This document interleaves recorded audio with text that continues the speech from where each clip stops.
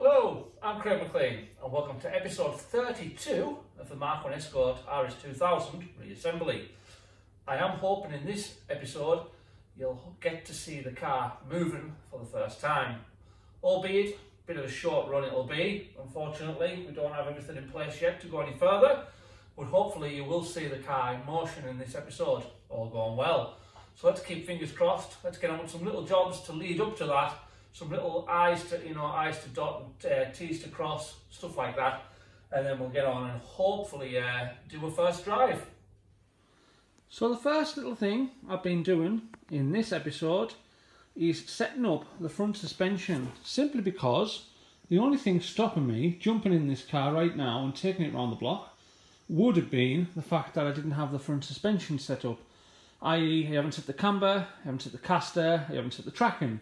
So the first things I've done, I'll explain exactly how I've done it, is I've lowered the car back down to a height that I'm happy with, because I had heightened it and I was unhappy with the fact that it was high at the front, so I've pushed my luck and I've tried lowering the car back to where I wanted it. And what I've actually done is the bottom arms, which go from obviously the bottom of the hub back to your cross member, I've set them at the original length, because what you've got to remember is if you lengthen them arms, then all it means is your top mounts need to come out even further, need adjusted even further outwards to get your camber right. So I've adjusted the bottom arms to original standard length, and I've set the camber at 1.3 degrees. Some people said 1 and other people said 1.5. Other people said 2 degrees is probably a bit much for a road car, but probably ideal for motorsport. I've went somewhere in the middle. I've went for 1.3 degrees, so I've got a lovely 1.3 degrees negative camber. So I've set the camber after I've set the ride height. So first I set the ride height, I settled it, I got it level both sides. Then I set the camber and I've measured the Castor as best I can, because I'm not too gemmed up when it comes to suspension geometry. It's kind of a specialist area, and I'm not for 1 millisecond saying that I'm an expert, because I've had to do a lot of reading on it to make sure that none of the suspension settings that I've dialed in here are going to make the car drive awkwardly. It's got to drive nice. So, like I say, the camber is set at 1.3 degrees. It's at the right ride height now, and the Castor is around about somewhere between 2.5 to 3 degrees, somewhere in that ballpark. I think. I've measured it as best I can. Castor is basically the angle of your strut, and what you want is you want your strut to be coming down at an angle forward. So as it angles down, it wants to be further forward at the front than it is at the bottom. Sorry, it wants to be further forward at the bottom than it is at the top. If it was the other way on, that can cause all kinds of different issues when it comes to bump steer and loads of other issues. So I think I've got somewhere near the right amount of Castor as well. The only way I'm going to know is by giving it a good drive and seeing how it goes. But that's the suspension pretty much set up, and I'll just show you a little bit of detail of how I set the camber.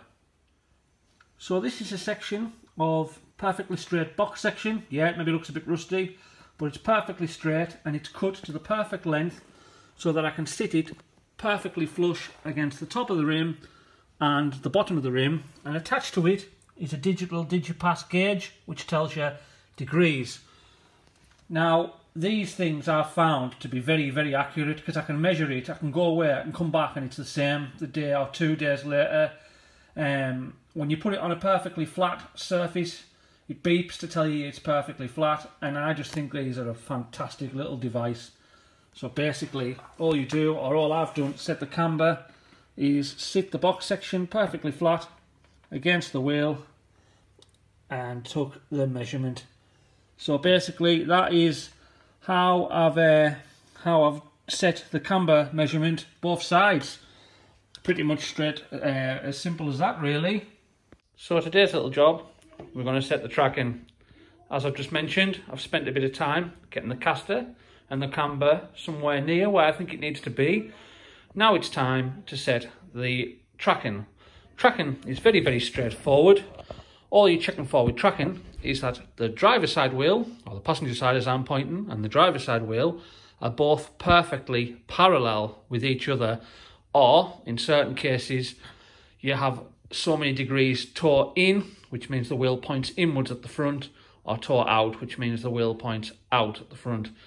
I think we'll probably go somewhere between 0 and a degree or so toe in. I'll let you know what we've decided once we finally get into it, but somewhere around there. If you were to go into a garage, you won't see any gear like this.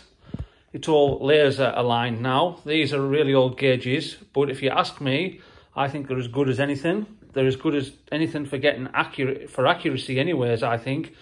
We've used these on many cars down the years and we've never had any issues with tyre scrub or anything like that. They work really well, and I'll talk you through in a minute just exactly how these work. So the first little thing to do is obviously to set up the gauges. So basically you set the pins so that they're the exact width for the size of your rim. So we've already done that on the car so that the distance between the two sets of pins is around about the centre of the rim. And then basically set the little gauge there. I'll just zoom in so it's on 0, and make the adjustment so that it's on 0 when you look down this little chute. So you'll see a little line in the middle. In fact, I should be able to show you from the other side. If you look at the little display there, you can see the line on the triangle below, and that's what you're looking for when you look down that little chute, is for that line to line up perfectly with the centre of that triangle. So you set up the gauges first, then you apply them to the car, and that'll tell you whether you're towing in or towing out, or exactly where you need to be. And that's basically all there is to it. So we've done our first check and we're towing in by 1 degree and 45 minutes. And that is the tracking set to what we're going to leave it at for now. We'll keep an eye on tyre wear, but basically it's towing in by about 25 minutes. Whenever I've looked into it, people are saying anywhere between 0 degrees and between 0 and about 1 degree. So we're somewhere near. I think that'll be close enough for what we need. So my mate's just nipping up the inside nuts now to lock the track rod ends off. And that's tracking out the way. We can set the steering straight now, or as best as we can. Obviously the best way to do that is by driving down the road, but we'll do as best as we can for now. And as you can see, we definitely need a bigger garage. So then, I feel like I haven't really explained well enough in the little bit of a video I've just done how these Dunlop tracking gauges work and what you're looking to do when you're setting them up. So at first, what you'll have seen me do is put the two gauges right next to each other, and then what you do, you look down the chute. So this is a little chute that you put your eye on the top, you look down it, and what you see when you look down that chute is exactly what you can see here. You can see a square with a triangle and a line. And what you're looking to do is to move this section here. So that little line there, it should be in 0 if you bang on in line. Or that's obviously if you're towing in, the line will be up here. If you're towing out, the line will be down here. And what you do is you adjust this with your right hand. You can move this up or down or further away from you or closer to you. And what happens is when you adjust that with your right hand, this line moves left and right. So as you're looking down this chute and you move this backwards and forwards, this line moves. And what you want to do is you want to align this line so that it's perfectly in the centre of that triangle. So the line runs through the centre point of that triangle. Then you look at your gauge here and you see where that line's landed. If it's over this way, then you know your wheels are towing in. If the line's over this way, then you know your wheels are towing out. If it's in the middle, well then you're perfectly in line. So all you do, and you'll have seen Anthony just before underneath the car, the steering arms, or the steering steering rack, the arms on the steering rack have got hexagonal sections moulded into them for you to fit a 13mm spanner, I think it was, and you screw them arms inwards or outwards, depending on where you need to be, to either turn the wheels out or in. So basically the arm screws into the track rod end. If you screw the arm outwards, then it'll push the wheels out at the front. If you screw the arm in, it'll bring the wheels into the front. But you must remember, if you're working on a car where the arm is on the back of the hub, that's the complete opposite. To get that same movement, you need to do the exact opposite, because if the arm's mounted at the front of the hub or the back of the hub, then turning that rod in or out will have a different effect depending on what you've got. Just remember that. So basically that is what you do. You set the gauges up to 0 first, attach them to the wheels or put them onto the wheels, look down your chute, align this line with the centre of your triangle, then you look at your gauge. It'll either be torn in or torn out. You adjust your arms as necessary to bring it as close to the 0 as you're happy with. You do the same again. You move the car backwards and forwards. I must add as well, to allow the system to settle. Then you put your tracking gauges back on the car. You look down your chute again. You adjust this line back to the centre of the triangle again. And each time you adjust, you should find that you get closer to where you need to be. And you just do that a couple of times. It doesn't take long. Do that a couple of times until you're where you need to be. And like I said before, I'm a big fan of them tracking gauges. I think they're really, really good. I've never used the digital ones. I've no doubt they'll be even better again. But I've got to say that I'm perfectly happy with the old gauges that we use there. I think it's accurate enough for what we need, and probably what most people need, if I'm totally honest. So that's basically tracking explained a little bit better. Right. Tonight's little job is to fit this into the Y piece on the downpipe. And what this is, for anyone who doesn't know, is a boss to take a Lambda sensor that goes into your exhaust, which basically monitors the gases that have been burned from your engine. And speaking to Retro Ford and also Jonathan at JDM Dyno in Kirkbride, they've both kind of confirmed that I don't need to fit a Lambda, but Jonathan did say that if he was to put his gas analyzer up the exhaust, it won't be anywhere near as accurate as if than if he has a boss to screw his wideband Lambda sensor into my exhaust further up the exhaust. Hence the reason I'm going to take the Y piece off, and I'm going to get Dave at Exhaust Craft, who you've seen done some little bits of work for me before.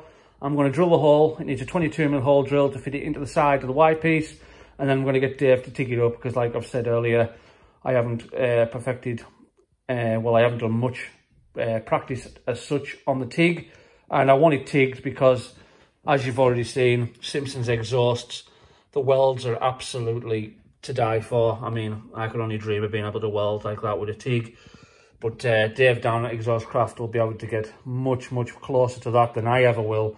So I'm going to get that fitted in to the exhaust today. I'll show you it before it goes, and then after it's TIGged in.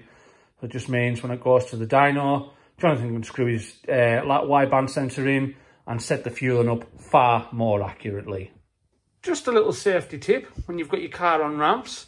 Obviously you can't do this if you drive it on, but if, like me, you use a decent trolley jack to lift the car, then slide the ramps under, always put one ramp one way and the other ramp the other way.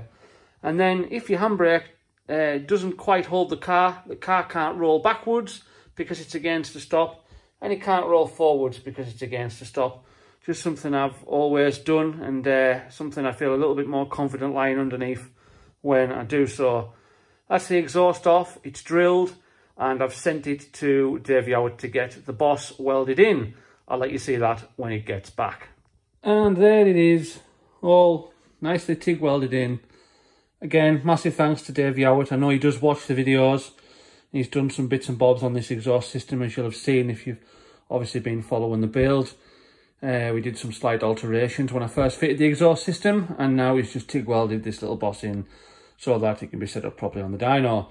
So I'll fit the exhaust back on, and I'll let you see exactly where this is positioned on the car. Right, we're all back together exactly as we were before, only with a boss in the front Y piece.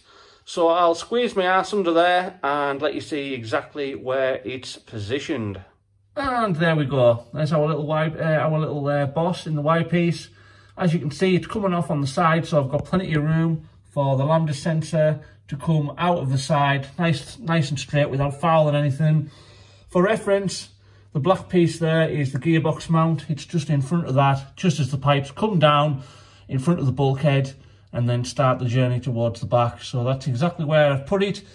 it obviously is best to be in the exhaust system that has all 4 pipes combined into one, rather than putting it in. I could have maybe put it further up there, but it wouldn't have been in all 4 off all 4 cylinders. It would have only been off 2 of the 4. So this is the reason why I've put it slightly further back, so that it reads off all 4 cylinders. So that's another little job out the way, and one that will hopefully make the dyno day a much greater success. Well, it's another huge and nerve-wracking day. I'm going to attempt, if there's enough battery power in that little battery, to give the car its very first and very short run out. So hopefully, if it all goes well, I'll capture some footage of that for you right now.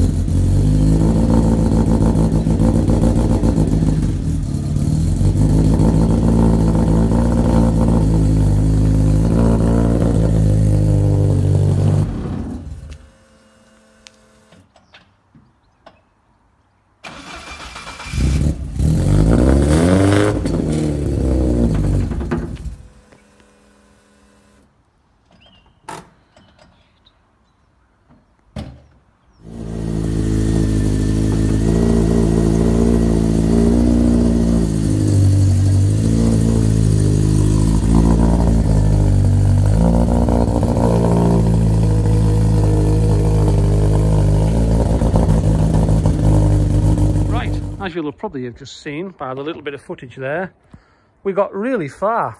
We got very, very far, in fact. We almost got out the driveway. And the reason for that is I started turning, and right away it started making a weird noise, and I knew exactly what it was. I still haven't done anything about the fact that we haven't got enough wheel travel. So the wheel was actually catching on this section of the lip here when I was turning left, and it wouldn't give me the angle to turn left. Thankfully it hasn't marked anything. I didn't continue. I quickly got out, had a look, and then reversed back onto the drive. So yeah, it's been a big fat fail today, unfortunately, but no harm done. It just means I've got a little bit more work to do before I can actually go on the first drive, which I'll hopefully get back onto very soon. But I'm not too let down by that. It's fired up really, really easily this time. After the first start, second start, from cold was so much better. So that's a positive to take away. There's a lot of positives still to take away. Everything's working right. It was going to drive. It was just the fact that I can't get enough steering lock. Steering's lovely and light with the power steering as well, I did notice. So yeah, I'll get the car back away, and we'll have to do some more thinking around the steering travel, and then try again another day. Never mind.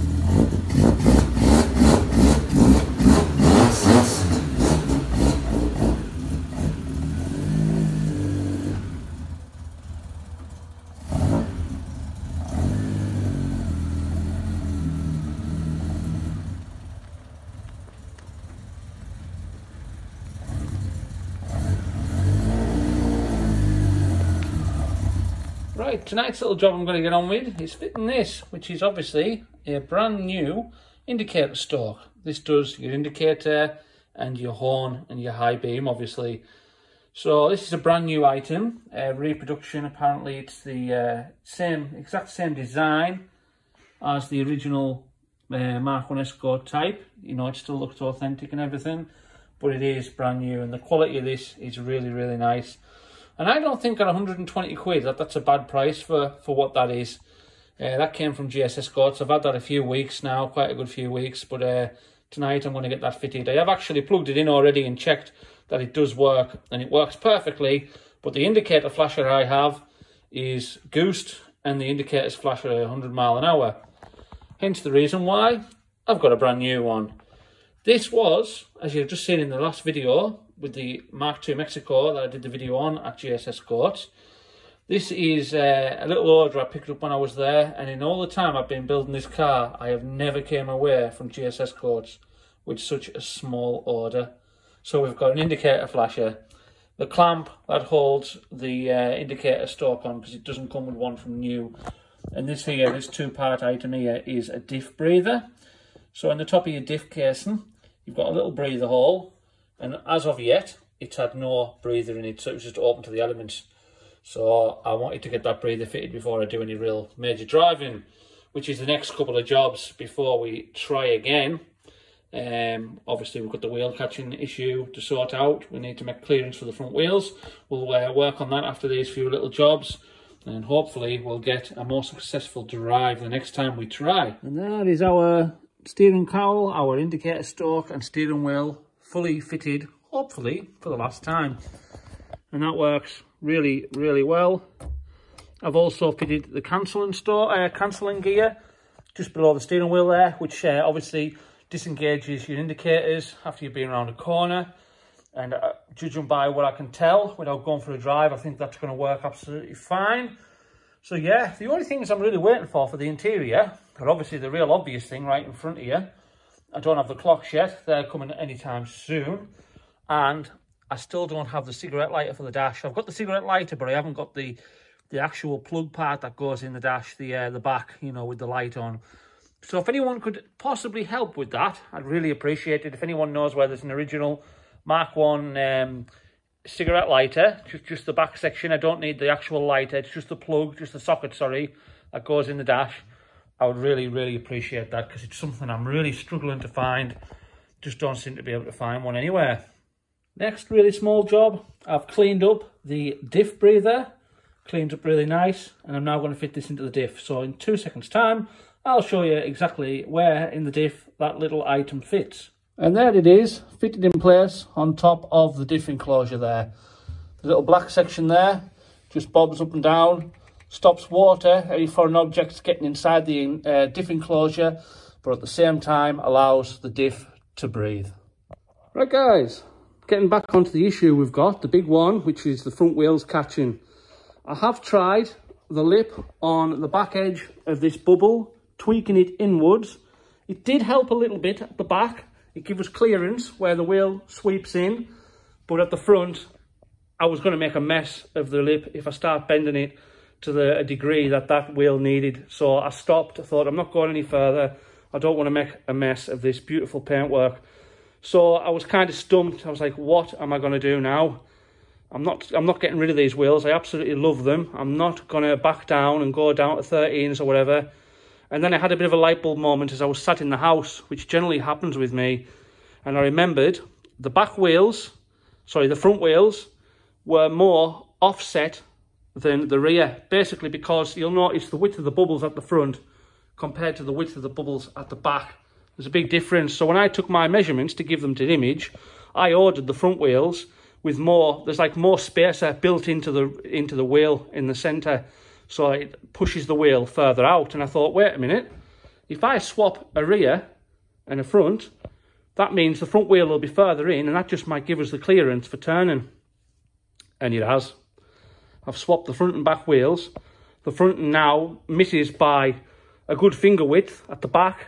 At the front, it's very, very nearly there. It's just going to take a tiny, tiny little bit of tweaking, and I've got almost full lock at the front now. It's just that tiny little bit And I think I've got an easy solution for that, a very easy solution, which I'll explain at a later date. And the other good thing is, the back wheel, when I've had a look underneath, I'm pretty certain with suspension travel, the tyre won't catch the rim on the rear bubble. So they can stay on the back, they can stay on the front. Not how they originally intended, but it's resolved a massive issue for me, and I'm quite happy.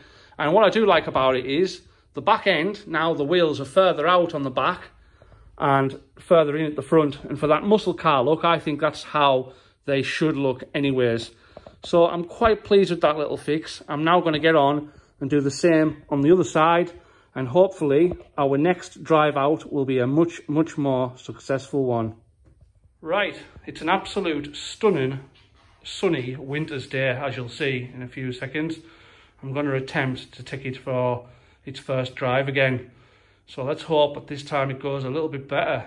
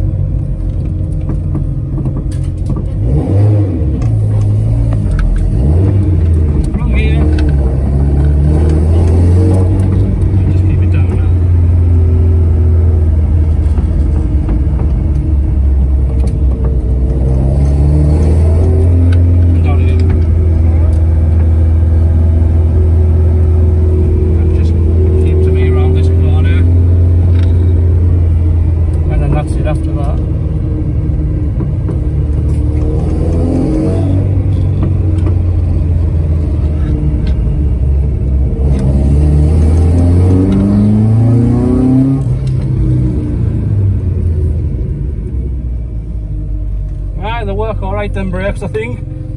Well guys, that's actually the first drive, reverse back onto drive, and I think that's been a success. I really do. No major issues. It's put a big smile on my face, put it that way. I'm really looking forward to getting out in this car when the summer months come next year, because I think we're going to have some fun. Well guys, as you'll probably have guessed, I bloody enjoyed that. That was fantastic. Nice to get to drive it after, you know, the first time in 6 year build, and that's the first time I've ever jumped in it and drove any kind of distance. I am absolutely over the moon with that. You know, there's the knocking noise to resolve, which is really easy. I need to make like a little, it's like a little spacer to go underneath the nut. I haven't got around to it yet, so I'll easily do that. So that's just one little issue.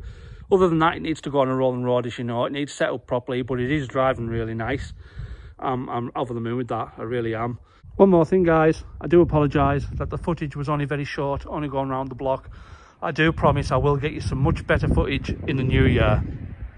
This will probably be the last video I put out before Christmas, or maybe even on Christmas Day yet, I don't know. But all I will say is thanks very much to all of you guys who've watched this series. It's not over yet, obviously, but thanks very much for all of you who watched it. And I hope you all have a very, very Merry Christmas. Thanks for watching, guys, and I'll see you in the new year with some more footage.